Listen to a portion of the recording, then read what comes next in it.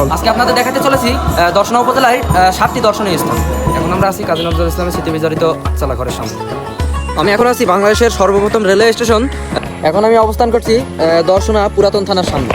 আমরা এখন চলে আসলাম এই ভাইরাল 10 কেজি ওজনের পেঁয়াজু খেতে। আজকে চলে আসলাম চন্দ্রবাসে।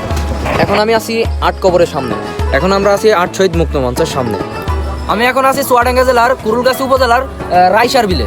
আজকে আমরা চলে এলাম চন্দ্রবাসে সেই ভাইরাল পেঁয়াজু মামার কাছে পেঁয়াজু খেতে। মামার দোকানে দূর দূরান্ত থেকে মানুষ ছুটে আসেন তার পেঁয়াজু খেতে। মামা ঘন্টায় জায়গায় বসে 20 কেজি পেঁয়াজ অনায়াসে কাটতে পারে। দিন কেমন পেঁয়াজ বেচতে পারেন আপনারা? পেঁয়াজু কয় কেজি? 100 কেজি। 100 কেজি।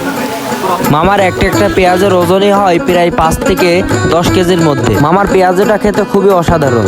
মামা আমার পান তাকাচ্ছিল আর বলছিল, মামা আমাকে ভাইরাল করে দাও। পেঁয়াজু মামার দিনের ইনকাম প্রায় 30,000 টাকার উপরে। একটা পেঁয়াজে কত কেজি দেওয়া লাগে? পেঁয়াজ 5-6 কেজি। কেমন ওজন আছে একটা পেঁয়াজের? 5 কেজি, 10 কেজি, 7 কেজি। মামার কাছে পেঁয়াজু খেতে আপনারা আসতে পারেন। এবার আপনাদেরকে দেখাবো 8 বীর মুক্তিযোদ্ধার পাশাপাশি 8টি কবর। বাংলাদেশের চুয়াডাঙ্গা জেলায় অবস্থিত একটি গণকবর। স্বাধীনতা যুদ্ধের বীর মুক্তিযোদ্ধা 8 জনকে এখানে কবর সাহিত্য করা হয় বলে এর নামকরণ করা হয়েছে 8 কবর।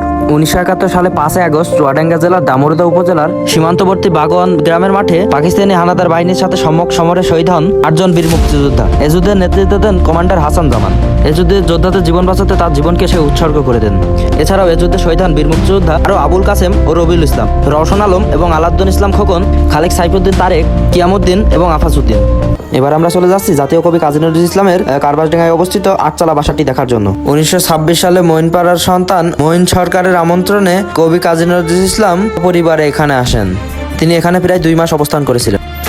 চুয়াডাঙ্গা জেলার দর্শনা থানায় অবস্থিত বাংলাদেশের সর্বপ্রথম রেলওয়ে স্টেশন। এই রেল স্টেশনটি নির্মাণ করা হয় 1962 সালে। তৎকালীন ব্রিটিশ আমলে বাংলাদেশে কোনো রেলওয়ে স্টেশন ছিল না। এটি একটি খুবই গুরুত্বপূর্ণ রেলওয়ে স্টেশন, কারণ পাশেই রয়েছে দর্শনা চেকপোস্ট এবং এই চেকপোস্ট দিয়ে সারা বাংলাদেশের মাল এই চেকপোস্ট দিয়ে আমদানি রপ্তানি করা হয় এই চেকপোস্টের মাধ্যমে।